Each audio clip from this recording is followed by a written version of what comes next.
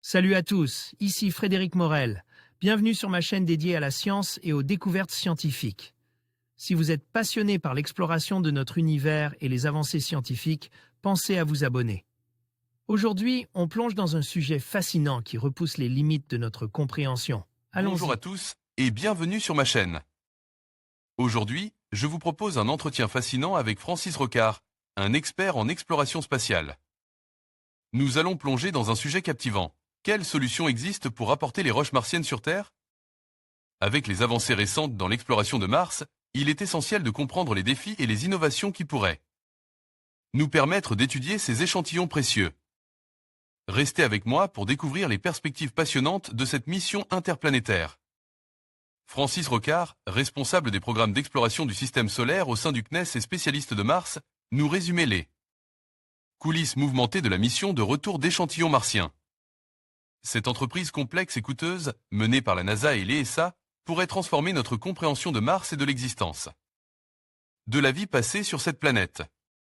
Le directeur de la NASA a récemment annoncé des difficultés techniques induisant d'importants surcoûts pour la mission de retour des échantillons martiens, retour d'échantillons martiens, en collaboration avec l'ESA, avec une prévision du retour sur Terre des échantillons en 2040 qui est jugée inacceptable. Ces problèmes s'expliquent par les défis techniques, logistiques et financiers considérables auxquels la mission très complexe est confrontée, explique Francis Rocard. Francis Rocard, responsable des programmes d'exploration du système solaire au sein du CNES et spécialiste de Mars. Cette mission, qui implique un aller-retour vers Mars, 3 engins spatiaux et 4 lancements, dont un inédit depuis Mars, représente un défi sans précédent et revêt une grande importance scientifique. Le retour d'échantillons martiens est recommandé par des comités scientifiques américains, européens et français depuis plus de 4 décennies. Cette mission de retour d'échantillons est porteuse de promesses d'avancées majeures dans divers domaines qui permettront d'approfondir significativement nos connaissances sur Mars et de répondre à de nombreuses interrogations concernant la possibilité d'une vie passée sur cette planète.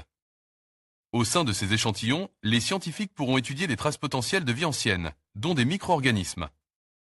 Micro-organismes fossiles ou la présence de molécules organiques probiotiques. Ces découvertes pourraient contribuer à répondre à la question de l'existence éventuelle de formes de vie passées sur Mars. Le dernier scénario de la mission de retour d'échantillons martiens résumé en une image, juillet 2022.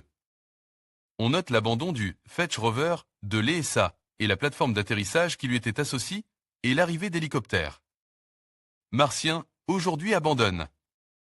NASA, JPL si le risque d'un report de la mission de plusieurs années est bien réel, tout comme celui d'une nouvelle architecture. Il semble peu probable que la NASA décide de l'annuler, veut croire Francis Rocard qui rappelle que près de 2,5 milliards de dollars ont été investis dans la mission Persévérance qui est chargée de collecter les échantillons martiens en vue de les rapporter sur Terre. Il semble peu probable que la NASA décide de l'annuler et quant à une augmentation du budget alloué à la mission, ce n'est pas une perspective réaliste, car cela se ferait au détriment d'autres missions à l'étude ou en cours de développement. Alors que le budget initial était de 5,6 milliards de dollars, la trajectoire actuelle du développement de MSR pourrait porter le coût total à 11 milliards de dollars, ce qui a amené le Congrès américain à refuser de financer la mission à un tel niveau. Cette décision a des conséquences significatives, notamment pour le JPL contraint de réduire ses effectifs de 8%, ce qui représente un défi majeur pour l'organisme et ses projets futurs. Un appel à idées pour une mission plus rapide et moins coûteuse. Aujourd'hui, la NASA cherche des moyens de rapporter sur Terre des roches prélevées sur Mars de façon plus rapide et moins coûteuse. Et étonnamment, elle n'a apparemment pas de solution satisfaisante à proposer. Elle a donc lancé un appel à idées vers les industriels du secteur spatial et des startups les plus innovantes.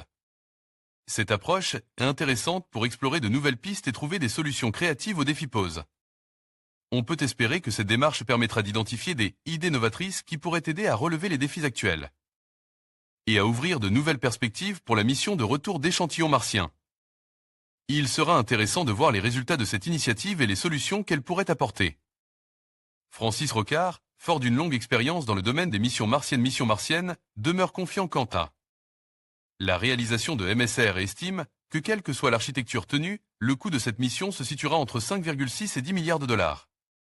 Ce coût élevé s'explique par le fait que la mission se déroule par étapes successives, sans possibilité de backup.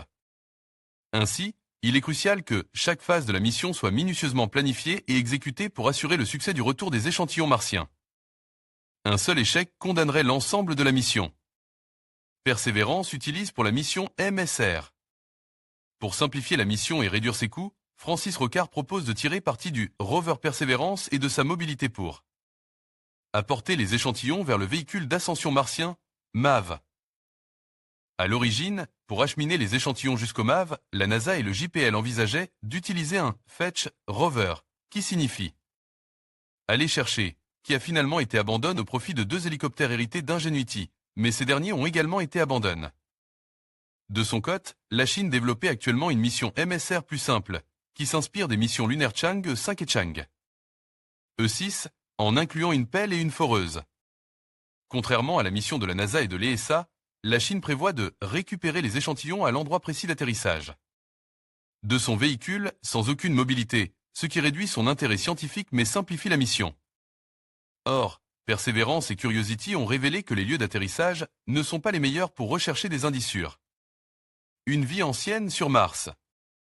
D'après la NASA, plus de 90% de la surface martienne n'est pas intéressante pour la question de l'habitabilité passée de la planète, étant constituée de roches basaltiques anhydres. Cependant, il est important de souligner que les échantillons collectés par la mission chinoise restent précieux du point de vue scientifique, notamment pour les géochimistes.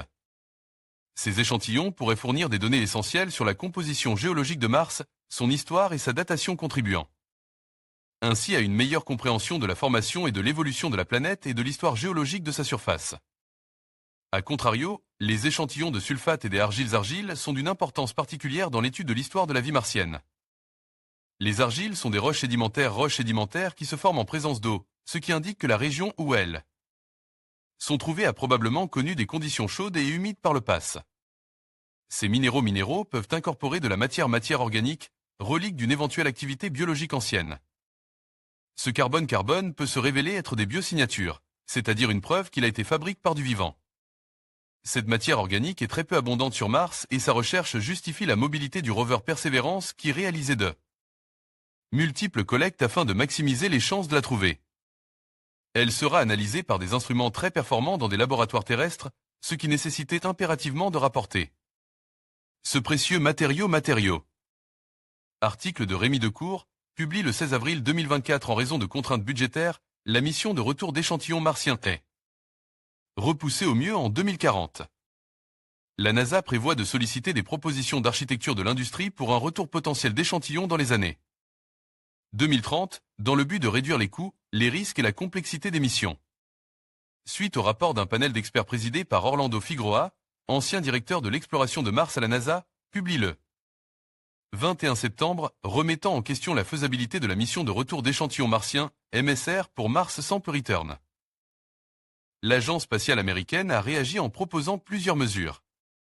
Celle-ci inclut une mise à jour de la conception de la mission pour réduire sa complexité, améliorer sa résilience, gérer les risques de manière plus proactive, renforcer la responsabilisation et la coordination, le tout dans un budget estimé entre 8 et 11 milliards de dollars.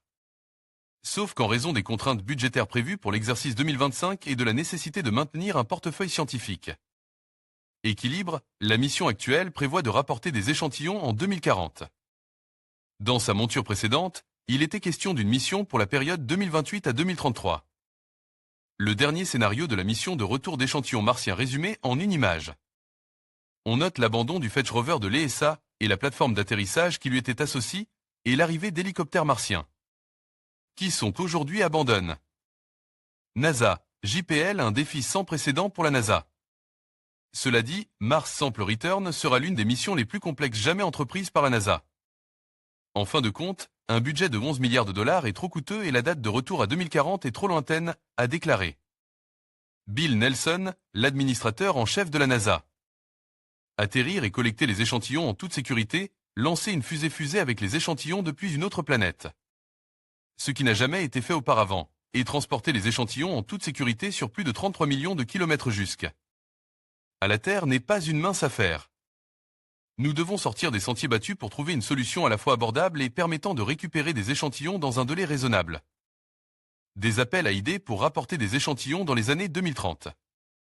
Pour répondre à ces enjeux et défis, la NASA lance un appel à la communauté scientifique pour concevoir une mission MSR novatrice, basée sur des technologies éprouvées. De plus, l'agence prévoit de solliciter des propositions d'architecture de la part de l'industrie en vue d'un retour d'échantillons dans les années 2030. L'objectif est de réduire les coûts, les risques et la complexité de la mission tout en maintenant son efficacité scientifique. En conclusion, cet entretien avec Francis Rocard nous a permis d'explorer les différentes solutions envisagées pour rapporter les roches martiennes sur Terre. Les défis techniques et logistiques sont nombreux, mais les avancées scientifiques et les collaborations internationales ouvrent la voie à des missions prometteuses. La recherche de ces échantillons pourrait non seulement enrichir notre compréhension de Mars, mais aussi éclairer notre propre histoire planétaire. Restez connectés pour suivre les prochaines étapes de cette passionnante aventure spatiale.